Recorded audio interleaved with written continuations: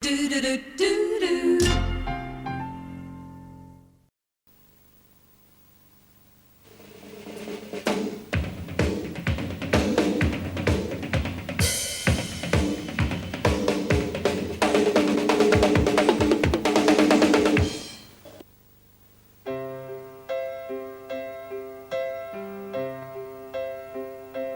There's a garden in the heart of the desert, drawing light from barren land,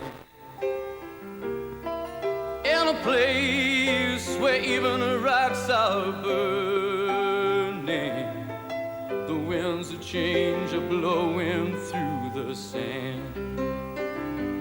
There's a dream in the hearts of the people that someday we all may understand. When the drought breaks and the war is over, there'll be plants and trees where now there's rocks and sand. There's a cry from the mouths of the children, but it's a cry of hope and not despair.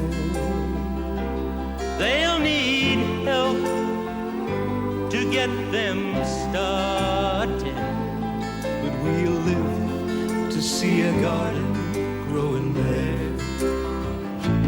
There's a garden in the heart of the desert, drawing light from barren land. In a place where even the rocks are burning, The winds of change are blowing through the sand. there's a dream In the hearts of the people that someday we all may understand. Ooh, and when the drought breaks and the war is over, there'll be plants and trees way down as rocks and sand. There's a cry From the mouths of the children, but it's a cry of hope and not despair.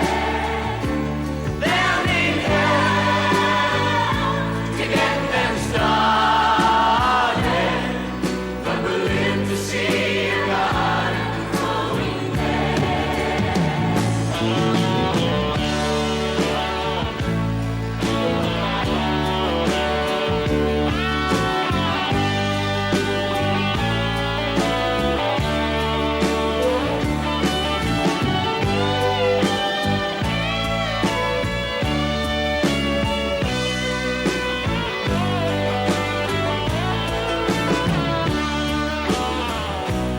There's a garden in the heart of a desert, drawing life from barren land, in a place where even the rocks are burning. The winds of change are blowing through the sand.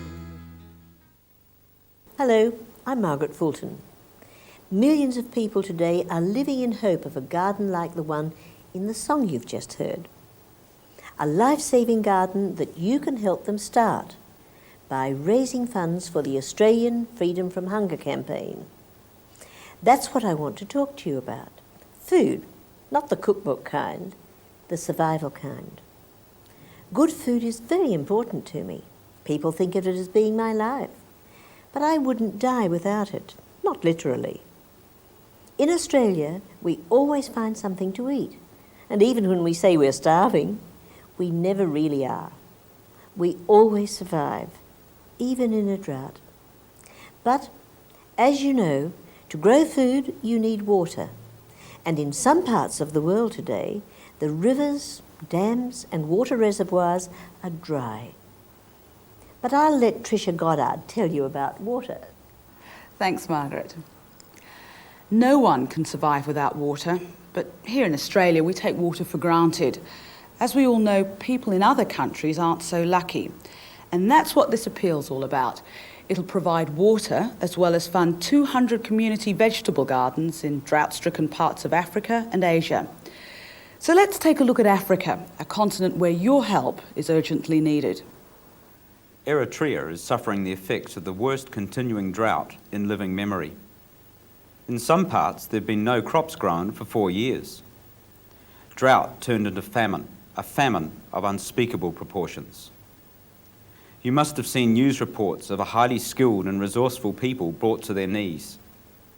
Goat herds, the lifeblood of nomads, are dwindling. People are being reduced to skeletal condition. Thousands have died, and people are still dying. Their culture, which has survived for thousands of years, is being threatened. In amongst this desolate scene is an oasis. Vegetable gardens like this are springing up in the middle of the desert, not by magic, but because people like you fund them from afar. As well as giving immediate food supplies, Australians are helping African workers to help themselves. With the right seeds, tools, training, and farm animals, these people work miracles. With more help now, communities can turn drought-stricken land into productive vegetable gardens. They can produce much more. They can become self-sufficient. In the middle of Africa's worst drought, these Freedom from Hunger funded dams were filled with water, a direct result of Australian help. When you look at these vegetable gardens growing in the middle of the desert, you can see that a little more aid of this kind could have gone a long way to preventing the famine. Unless we fund vegetable gardens immediately, we will always be putting our hands in our pockets for the greater cost of short-term food aid. What you've just seen shows that African people are capable of feeding themselves. They're highly resourceful people with a great deal of technical know-how. We can help them overcome the famine by providing essential resources to grow vegetable gardens in the desert. That was Peter Robertson, Overseas Project Coordinator from Freedom from Hunger. He's been involved in development projects for the last 10 years. I'll hand you over to Peter in a moment, but first I'd like you to meet the lead singer of rock band The Angels. Thanks, Trisha. Hi, I'm Doc Neeson, and this is Daniel. We don't usually do commercials, but this is different. Like Margaret and Trisha, I'm doing this because these vegetable gardens in the African desert are something I can believe in. I can see them working, and I know what people like you can do. So I want to ask you to do it with me, to give it all you've got this year, because this year, so much more can be done if we can get enough help. I bet you could probably fund at least one vegetable garden single-handed, Daniel, could you? Yes, I could. So can you. So let's hear from you now. Let me tell you about these vegetable gardens and how much they cost. To set up a vegetable garden to provide regular food for a community of about 80 people in Eritrea, Kampuchea, Bangladesh, Kenya or the Philippines, you need 4 hectares of land, staple crops such as rice, corn, millet, wheat or sorghum, and of course vegetable seeds like tomatoes, onions, eggplants, ginger, garlic, chili, squash, coriander, lentils, radishes and mustard. You need 12 community members working for 2 hours at dawn and at dusk before and after their day's work. And a vegetable garden kit. This is made up of tools like spades, hoes, sickles, plough blades, axes and pruning shears. You need water pumps. You need work animals like buffaloes or oxen. You need organic fertilizers and pesticides. Then there's agricultural training. Finally, you need the support of a local community development worker for 1 year. All this costs money, $5,140 to be precise, and it's tax deductible. But when you think of what will happen for that $5,140, it's incredible. I'm asking you to do it now. Freedom from Hunger will even help you raise the money. The need is extremely urgent. It's not just African communities that need these gardens. It's many, many communities in Asia as well. But there's probably no country in greater need than Kampuchea. Kampuchea was very nearly bombed into extinction in the Vietnam War. They were merely a neighbouring country, but still disaster fell on them. The heaviest bombing ever inflicted on any country in the history of the world was borne by Kampuchea, which was then called Cambodia. Suddenly, Pol Pot arose, a genocidal maniac bent on his own version of reform. In 4 years, he killed over 2 million people, 1/3 of the population, and destroyed the country's irrigation systems. The first non-communist visitor to Kampuchea in early 1979 described the situation in these terms. The Cambodia that survived Pol Pot is like a dismembered body trying to come back to life. In Phnom Penh, there is no drinking water, no telephone, no mail service, no transport, no money, hardly any electricity, hardly any schools, hardly any medical supplies.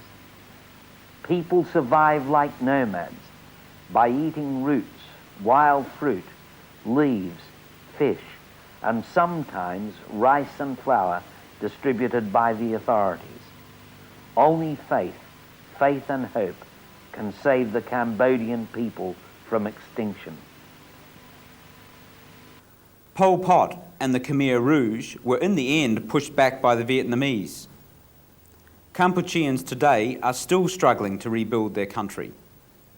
There is still need for food and relief aid, but the greatest need is for development aid, especially irrigation for rice farming. Producing sufficient food for the people is the main concern of the Kampucheans. Their biggest challenge is to bring production back to the level where the country once again becomes an exporter of rice. Kampuchea does not get any government-to-government aid from the wealthy Western countries, and so has no means to rebuild this war-damaged and Pol Pot-damaged countryside. For this reason, the role and the work of the non-government agencies like Freedom from Hunger is very, very important.